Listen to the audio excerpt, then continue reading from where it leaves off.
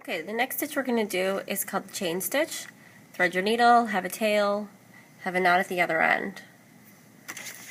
Okay, you're going to start from the back side, poke through all the way to the front, go right back in the hole right where you came out.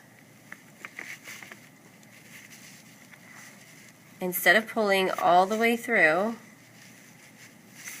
you're going to leave a little loop.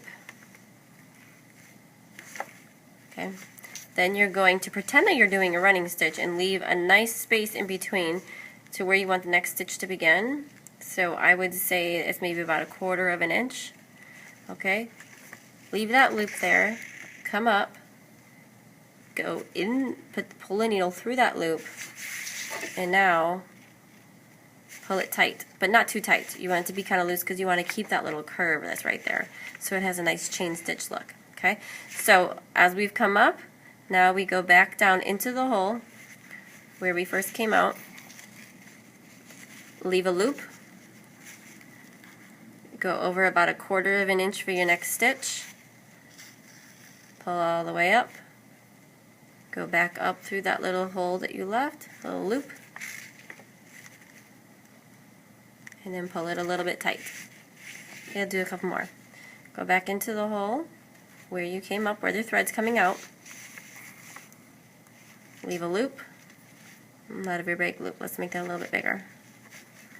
Okay. Next stitch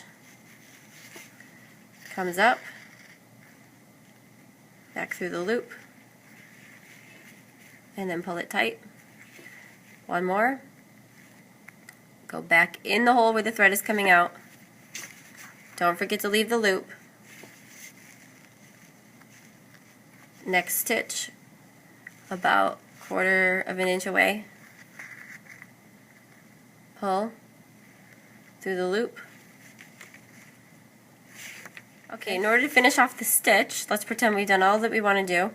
You're just going to go over this last chain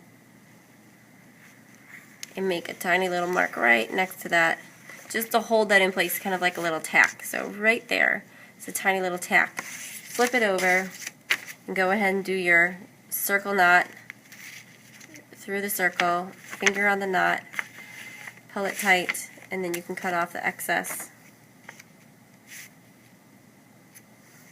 And here's an example of a chain stitch that's used in a circle instead of a straight line, just an idea.